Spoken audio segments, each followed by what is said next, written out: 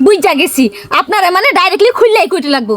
আমার এক বেটা, এই বেটা দুই বউ, এই বেটা হেটার কাছে যায়, আমার কাছে যায় না। অনেক বুঝছেন? মাতবর সাহেব, এই যে ধরেন এটা রাস্তা, এই রাস্তাটা ভাগ হয়ে একটা আইছে এদিকে, একটা গেছে এদিকে, ঠিক আছে? এই যে এই রাস্তাটা মনে ধরেন একটাও গাড়ি চলে না, কিন্তু এই রাস্তাটায় পুরা গাড়ি চলে। আচ্ছা বুঝলাম, একটা দা চলতেছে গাড়ি আর একটা গাড়ি চলে না, পরে কও। তো মাতবর সাহেব, এই রাস্তায় যদি গাড়ি চলেই না, তো এই রাস্তাটা রাইখা কোনো লাভ আছে? না, কোনো কাম নাই, রাস্তাটা ভাঙ্গা লাগ, ভাঙ্গা মানুষে খেত করে খাক। এটা কোন নিটকার মাতবরের কাছে আইলাম, আমার সংসার ভাঙতে কইতেছি। আরে মাতবর সাহেব, আপনি কি বুঝেন না নাকি কি কইতেছি আমি? যেহেনি বুঝছি হেনি কইছি, বালা করে বোঝা করলে স্বামী কইতাম কে রাস্তায় একটা চলে আর একটা চলে না, না চলে তোরা ভাঙ্গা ভালো লাগবো। আমি কইতাছি আপনারা শুনেন ভালো মতো। হ কও।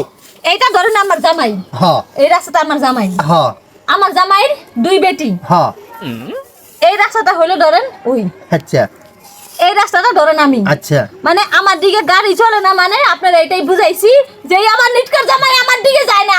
তো তুই আবি যদি ঘরে সুজা ওই প্রত্যেকবার খালি এদিকে আয় পড়ে কাটিং মেরা, এই রাস্তাটার দিকে কে লিখে যায় না? ও আচ্ছা, এখন মানে ফিসলা তোমার বুকলা জান লাগে। হ্যাঁ। তে তুমি একটা কাম করো, এই রাস্তার মধ্যে পানি ঢেলে থই দিবা, গাড়ি যে বেলা ঘোরাবে ছাইবো বেলা ফিস লাগায় তোমার ঘরে দেবো গা। আরে নিটকার মাতবর সব আপনারে মাতবর কে বানাইছে এইটা কোন? আমার বেটা তো গাড়ি নাই, কা পিছলা খাইবো কেমনে?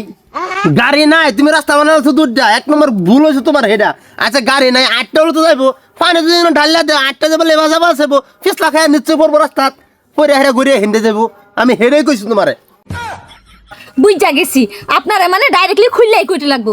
আমার এক বেটা, এই বেটা দুই বউ, এই বেটা হেটার কাছে যায়, আমার কাছে যায় না। অনেক বুঝছেন?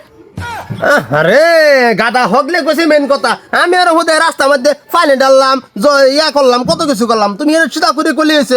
হাই হারাম দাদা, দুই বিয়া তুই করছ, একটার বগুলো যাস আর একটার বগুলো যাস তা কে লিগা? মাদর সাহেব কি বাজাই তামাই নেই কোন এই জন এরা বড় বউ, এরা লগে কিছুদিন থাকছি, এরা বড় বিয়া করছি, এটার লগে আমি তো কিছুদিন তাহন লাগবো। আর যদি দুইটার আমার থাউন লাগে, তাহলে তো আমার মাসের ভিতরে 12টা করে স্যালানি লাগবো, 20টা করে ক্যালসিয়ামের বোতল খা লাগবো। এই হারাম দাদা, তুই যদি জানাস তুই এরম সেঙ্গো তে দুইটা ব্যাকে লিয়া করন লাগে তোর? হে সময় আমার শরীরে ভিটামিন বেশি আছিন, ওখানে আমার শরীরে ভিটামিন নাই, আনেসেরি সব ভিটামিন চুষছে নিছে গা। ওরে হারাম দাদা, কও কি তুমি? হ্যাঁ, দুধ দেওয়া করা পাইছো, মানে একটা খাওয়াবার পাইতেছো আর একটা খাওয়াবার পাও না। মাদর সাহেব বউ আমি অনেক একটা রাখাম, কিন্তু এটা সুট্টা রাখাম, এটা ভিটামিন কম টানে, আমি বড়টারে কি করে দিবেন এনে করে দিই। এত সহজে সারা নাই তোমারে। আচ্ছা তুমি চুপ করো, আমি ছোট বড় দুটা কথা জিগাই। আচ্ছা তুমি যে ইয়ার লগে যে একটা বোথা অবস্থা যে এই সিঙ্গুর লগে বেয়া বইছো, কোন আনতাছে বইছো?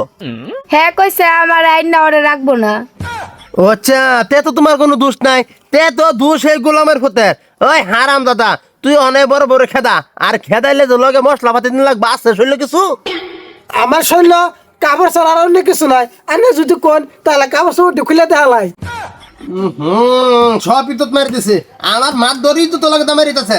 অনহন আনের শরীর লয়ে বাইক যান, এই হালাম দাদার এনতে আমি আনের শরীর লাগিয়া 5 লাখ টাকা আর বেয়াজারি খরচ হয়েছি, মানে কি আর ধরুন মাসে মাসে পুরা কি এটা আমি লয়ে দেওয়ার ব্যবস্থা করতেছি। যদি দেবার না পা তো একটা একটা বস্তু কাটবাম আর একটা বেচতাম আর একটা ঘরটা হাতেন, ঠিক আছে না? ঠিক আছে, আনে যান যান, চলো। যাও। তুমি তুমি মানে ঠিক হইবা, তুই কাল কর দিনের ভিতরে টিয়া 5 লাখ এনে দিবি, আর নাহলে তোরা বাপ পুত দুনোটা আড্ডি হ্যাঁ জায়গা থাকতো না কই দিছি। বিয়া করো তুই বিয়া। হালার পুত মরছস তুই মরতে হন, তুই মরছস আমারও মারছস, চল।